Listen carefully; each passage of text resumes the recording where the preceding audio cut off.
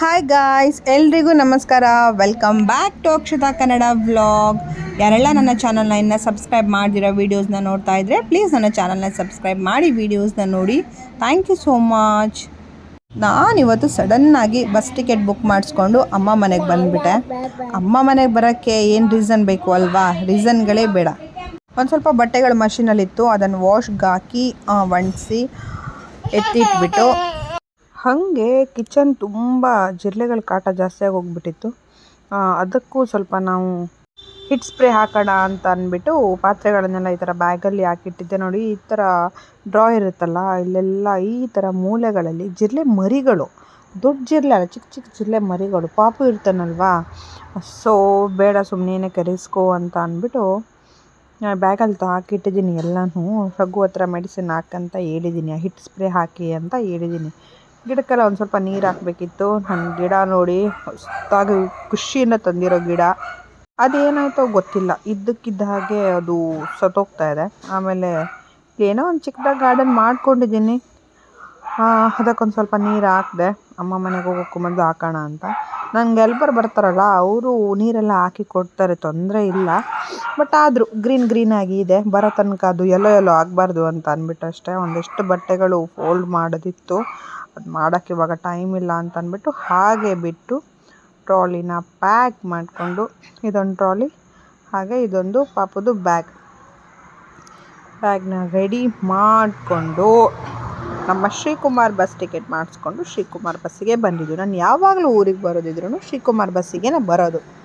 ಇದು ಓನರ್ ಬಂದುಬಿಟ್ಟು ನಮ್ಮ ಕಡೆಯವರೇ ಅಲ್ವಾ, ಮತ್ತು ನನಗೇನೋ ಒಂಥರ ಕಂಫರ್ಟೇಬಲ್ ಶ್ರೀಕುಮಾರಲ್ಲಿ, ಒಂಥರ ಸೇಫ್ ಫೀಲ್ ಮಾಡ್ತೀನಿ ನಾನು.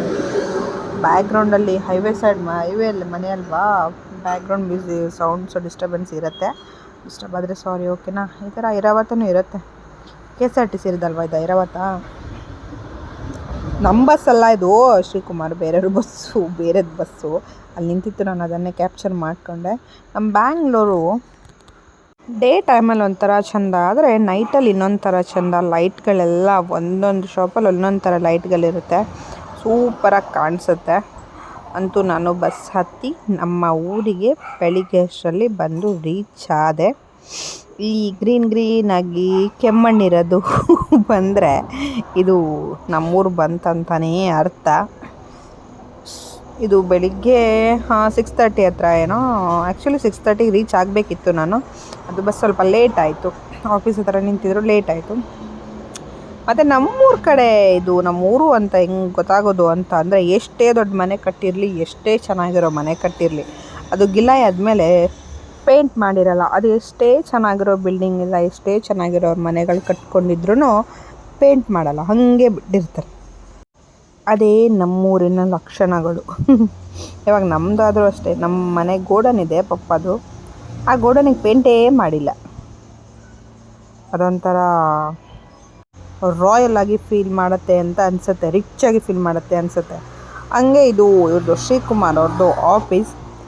ಇಲ್ಲೇ ಪೆಟ್ರೋಲ್ ಪಂಪ್, ಹಾಗೆ ಗ್ಯಾರೇಜ್, ಮತ್ತು ಏರ್ ಹಾಕೋದು, ಅವ್ರದ್ದು ಆಫೀಸ್, ಅವ್ರದ್ದು ರೂಮ್ಸ್ ಎಲ್ಲ ಇಲ್ಲೇ ಇರೋದು. ಮೊದಲೆಲ್ಲ ಇಲ್ಲಿ ಲೋಕಲ್ ವೆಹಿಕಲ್ಗೆ ಪೆಟ್ರೋಲ್ ಆಗ್ತಾ ಇರಲಿಲ್ಲ, ಪೆಟ್ರೋಲ್ ಡೀಸೆಲ್ಸು ಅವ್ರದ್ದು ಬಸ್ಸಿಗೆ ಮತ್ತು ಅವ್ರದ್ದು ಈ ಥರ ಟ್ರಾನ್ಸ್ಪೋರ್ಟ್ಸ್ಗೆ ಮಾತ್ರ ಆಗ್ತಾಯಿದ್ರು.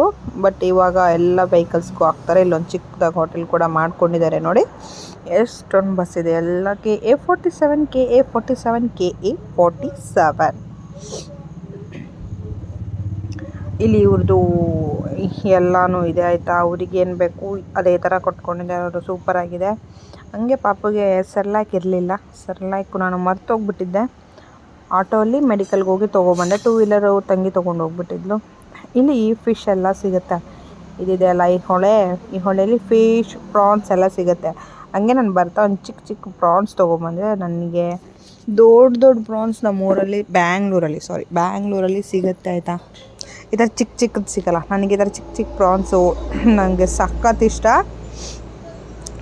ಸೊ ನಾನು ಇದು ತೊಗೊಬಂದಿದ್ದೆ. ಬಟ್ ಇದು ಕ್ಲೀನ್ ಮಾಡೋದು ತುಂಬಾ ಕಷ್ಟ, ನಿದ್ದೆ ಬಂದುಬಿಡುತ್ತೆ ಕ್ಲೀನ್ ಮಾಡುವಾಗ. ಬಟ್ ನಮ್ಮಮ್ಮ ಕ್ಲೀನ್ ಮಾಡಿ ಕೊಟ್ಟರು ನನಗೆ. ಇದ್ರ ಜೊತೆ ಮಸಾಲ ನಾನು ತೆಗ್ದೆ. ಈ ಥರ ಎಲ್ಲ ಮಸಾಲ ಐಟಮ್ಸ್ನ ತೆಗೆದು ಈ ಥರ ಫ್ರೈ ಮಾಡಿ ಗ್ಯಾಸ್ ಸಿಮ್ಮಲ್ಲಿ ಇಟ್ಬಿಟ್ಟು ಫ್ರೈ ಮಾಡಿ ಅದ್ರ ಜೊತೆ ಅದಕ್ಕೆ ತೆಂಗಿನಕಾಯಿ ತುರಿನ ಹಾಕಿ ನೋಡಿ ಪೇಸ್ಟ್ ಮಾಡ್ಕೋಬೇಕು. ಪೇಸ್ಟು ಜಾಸ್ತಿ ರೆಡ್ ಕಲರ್ ಆಗಬಾರ್ದು. ಸೊ ಮೆಣಸಿನ್ಕಾಯಿನ ನಾವು ನೋಡಿಕೊಂಡು ಯೂಸ್ ಮಾಡಬೇಕು. ಈ ಥರ ಪೇಸ್ಟ್ ಆಗುತ್ತೆ. ಆಮೇಲೆ ಸಾಂಬಾರು ಮಾಡ್ತೀವಲ್ಲ ಅದೇ ಪಾತ್ರೆಗೆ ಈರುಳ್ಳಿನೂ ಹಸಿಮೆಣಸು ಹಾಕಿ ಫ್ರೈ ಮಾಡಿ ಅದು ಒಂದು ಅರ್ಧದಷ್ಟು ಫ್ರೈ ಆದಮೇಲೆ ಕ್ಲೀನ್ ಮಾಡ್ಕೊಂಡಿರೋ ಪ್ರಾನ್ಸ್ನ ಆ್ಯಡ್ ಮಾಡಿಕೊಂಡು ಅದನ್ನು ಒಂದು 2 ಮಿನಿಟ್ಸ್ ಫ್ರೈ ಮಾಡಬೇಕಾಗತ್ತೆ. ಇದು ಚಿಕ್ಕದಲ್ವಾ ಪ್ರಾನ್ಸು, ಹಾಗಾಗಿ ಬೇಗ ಫ್ರೈ ಆಗುತ್ತೆ. ಈ ಪಕ್ಕದಲ್ಲಿ ನಾನು ಶ್ರೀನಿವಾಸಪುರದಿಂದ ಮಾವಿನಕಾಯಿ ತಂದಿದ್ದೆ ಅಲ್ವಾ, ಈ ಮಾವಿನಕಾಯಿ ಒಂದು ಸ್ವಲ್ಪ ಬೇಯಕ್ಕಿಟ್ಕೊಂಡಿದ್ದೀನಿ. ಬೇಯಕ್ಕಿಟ್ಬಿಟ್ಟು ಇದನ್ನು ಫ್ರೈ ಮಾಡ್ಕೋತಾ ಇದ್ದೀನಿ. ಇದು ಫ್ರೈ ಆದಮೇಲೆ ನೋಡಿ ಮಸಾಲ ಕೂಡ ಇಲ್ಲೇ ಇಟ್ಟಿದ್ದೀನಿ. ಮಸಾಲ ಪೇಸ್ಟ್ ಇದು ಫ್ರೈ ಆದಮೇಲೆ ಅದಕ್ಕೆ ನಾವು ಮಾವಿನಕಾಯಿನ ಆ್ಯಡ್ ಮಾಡಿ ಆ ಪೇಸ್ಟ್ನ ಆ್ಯಡ್ ಮಾಡಬೇಕಾಗತ್ತೆ. ನಾನಿಲ್ಲಿ ಉಪ್ಪು ಹಾಕ್ಕೊಂಡಿರೋದನ್ನು ತೋರಿಸಿಲ್ಲ. ಸೊ ಉಪ್ಪನ್ನು ಕೂಡ ಆ್ಯಡ್ ಮಾಡಬೇಕಾಗತ್ತೆ. ನೋಡಿ ನಾನು ಇಲ್ಲಿ ಆ ಮಸಾಲಾನ ಆ್ಯಡ್ ಮಾಡಿದ್ದೀನಿ. ಇಷ್ಟು ದಪ್ಪ ಆಗಿದೆ. ನಿಮಗೆ ಯಾವ ಹದಕ್ಕೆ ಬೇಕು ನೀವು ಅಷ್ಟು ನೀರನ್ನು ಹಾಕ್ಕೋಬೇಕಾಗತ್ತೆ. ನಾನು ಆಮೇಲೆ ಅದನ್ನು ಮಾವಿನಕಾಯಿನ ನೀರು ಹಾಕ್ಕೊಂಡಿಲ್ಲ, ಬರೀ ಮಾವಿನಕಾಯಿನಷ್ಟೇ ಹಾಕ್ಕೊಂಡಿರೋದು.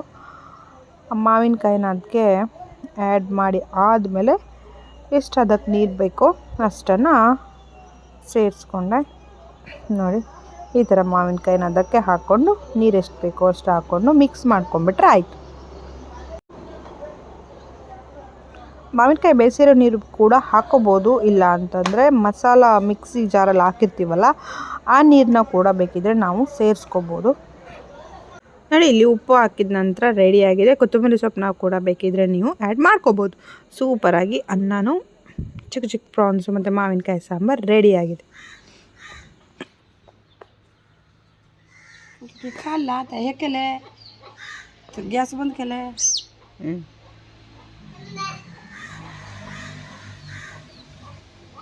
तुका कशी कळली ते खाला म्हणगे ना असं करते समासा सोड ना गळ्या समासा बा बा बा बा ಆಮೇಲೆ ಮಾಡ್ತಲ್ಲ ಬೇಡ ಕೈಗೋ ಪಾಪು ಚೀಚಿ ಹೌದಾ, ಗುಡ್ ಬಾಯ್.